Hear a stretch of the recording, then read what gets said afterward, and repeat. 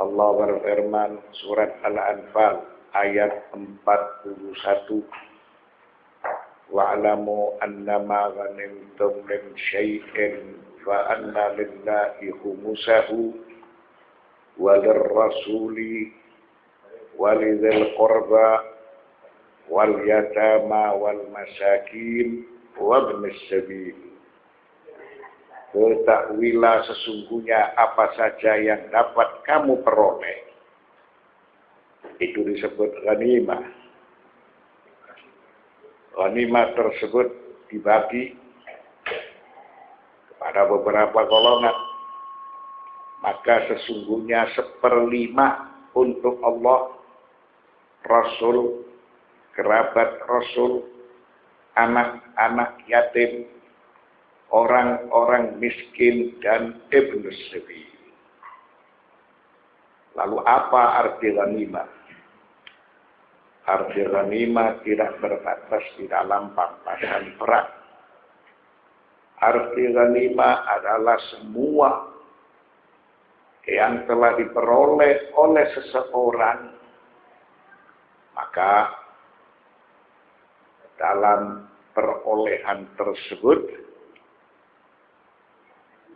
itu ada milik 6 bagian. 1/5 dibagi untuk Allah, Rasul, kerabat Rasul, anak-anak yatim, orang-orang miskin, dan ibnu sabil. Ba'dal mufassiruna fi jihadin 'adidatin 'inda al-kalam an hadhihi al-ayat. Para mufassir mereka memiliki beberapa pandangan ketika menjelaskan muatan dari surat Al-Anfal ayat 41. Amma nahnu fanattasiru ala jihadain faqat. Adapun kami hanya membatasi menjelaskan surat Al-Anfal ayat 41 hanya dari 2 sisi saja. Awalan li'anna zahiral ayati yadullu alaihi ma duna sa'iril jihad.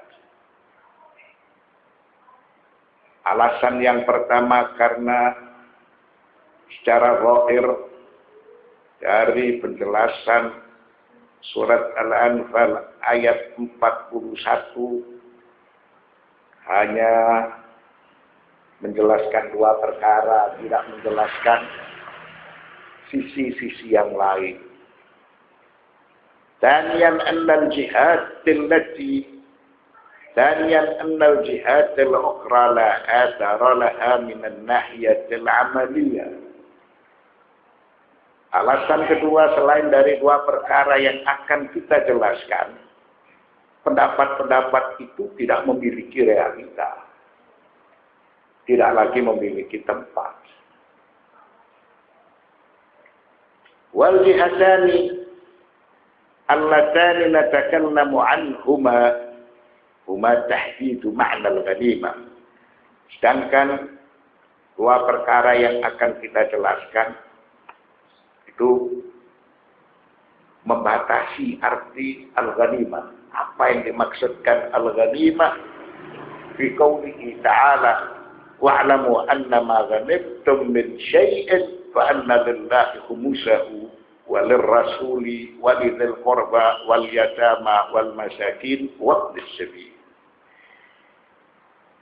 Artinya ghanimah itu memiliki makna yang jelas apabila diartikan dalam 2 perkara yang akan kita jelaskan, yang akan kita paparkan. Wa bayanul mustahiqina lil khumus. Selain 2 perkara itu menjelaskan arti ghanimah secara khusus, secara terbatas dan memiliki misdak atau realita. Lalu ghanimah itu dibagikan kepada siapa? Maka tentunya dibagikan kepada orang-orang yang berhak untuk memperoleh humus. Wa qad ikhtalafa as-sunnah wa syi'ah fil ma'na al-murad min al-ghanimah fil ayat. Tentu Ahlus Sunnah dan Syiah memiliki perselisihan pendapat apa yang dimaksudkan dengan al-ghanimah dalam ayat 41 dari surat Al-Anfal. Faqala sunnah ya ma yaghnimu al-muslimuna minal kuffari biqitalin.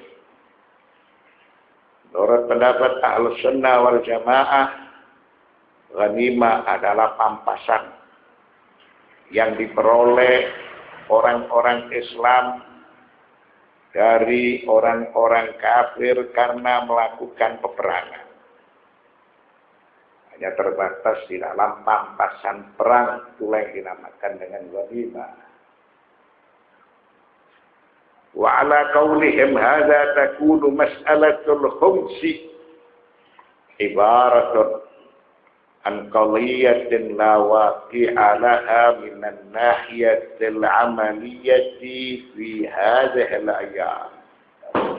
Maka pendapat mereka ketika menjelaskan masalah humus itu hanya terbatas di dalam suatu perkara yang pada saat itu tidak ada realitanya, tidak ada faktanya. Mengapa? Karena tidak ada Daulatul Islamiyah yang melakukan peperangan dengan negara-negara kafir atau yang melakukan peperangan dengan orang-orang musyrik. Jelasnya permasalahan tersebut tidak ada realitanya sekarang. Tidak berbeda dengan seperti masalah perbudakan. Tamaman kamas'alatil abidi wal ima. Masalah humus apabila dibatasi dengan masalah pampasan perang sudah tidak ada realitanya. Tidak berbeda halnya seperti masalah perbudakan. Sudah tidak ada realitanya. Menurut Syiah, ghanimah tidak hanya terbatas kepada pampasan perang. Ghanimah memiliki arti yang lebih luas, memiliki arti yang lebih umum. Semua yang diperoleh oleh orang-orang Islam, maka hasil perolehan tersebut itu memiliki hak seperlimanya diperuntukkan kepada 6 bagian, yaitu saham Allah, saham Rasul, saham kerabat Rasul, anak-anak yatim, orang-orang miskin, dan ibnu sabil. Wa qala Syiah innal ghanimata a'ammu mimma ya'khudhuhul muslimuna minal kafirina biqital. Menurut pendapat Syiah, ghanimah itu lebih umum dari semua yang diperoleh orang-orang Islam dari orang-orang kafir karena peperangan. Tidak hanya terbatas dengan pampasan perang. Wa innaha tashmulul ma'jina kan nafti wa zahabi wa ghairihima. Ghanimah itu meliputi tambang seperti petroleum, emas, dan lain sebagainya. Itu semua terkait dengan ghanimah.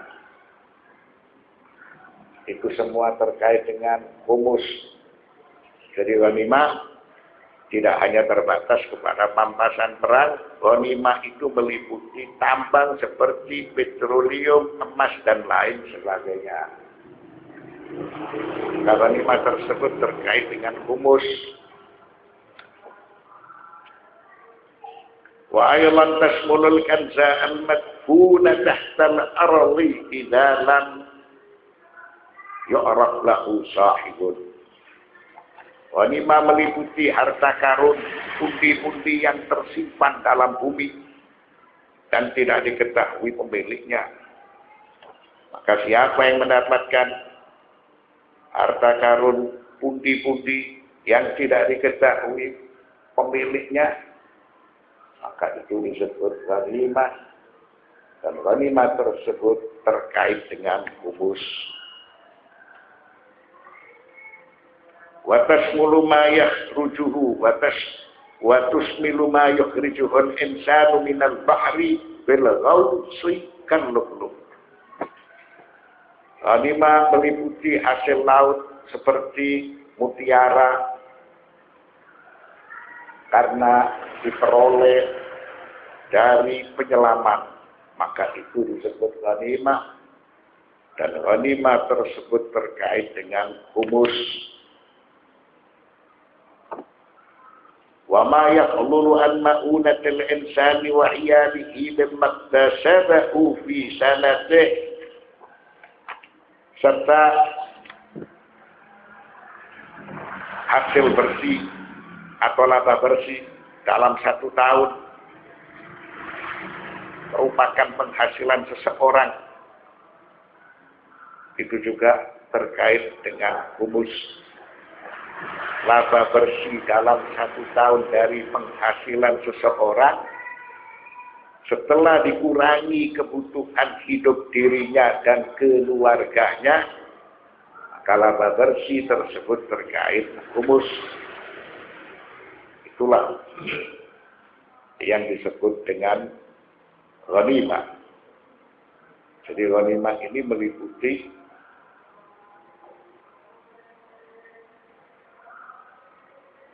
tambang, pundi-pundi,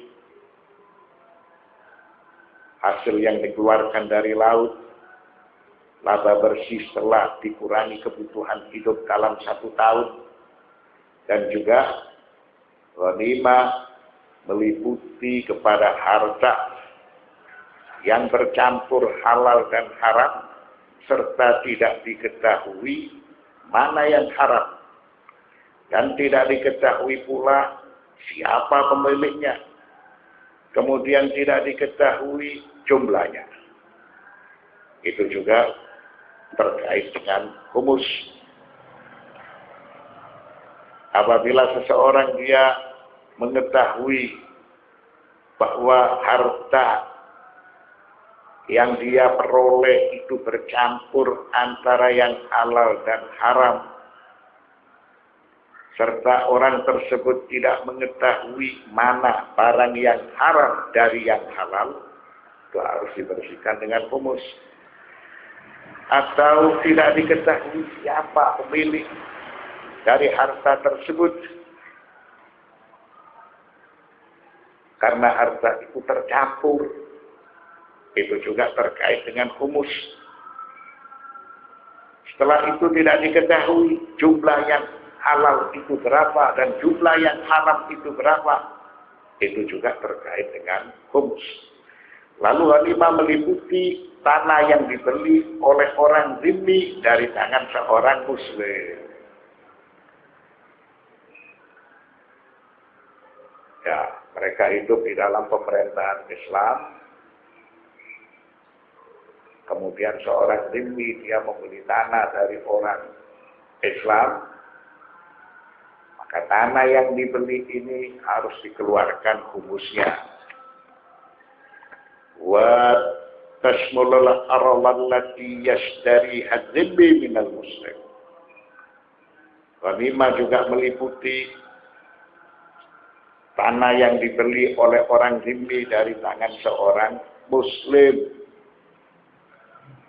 Jelasnya khumus ini atau yang terkait dengan ghanimah itu tidak hanya terbatas dengan pampasan perang. Ghanimah memiliki arti lebih umum.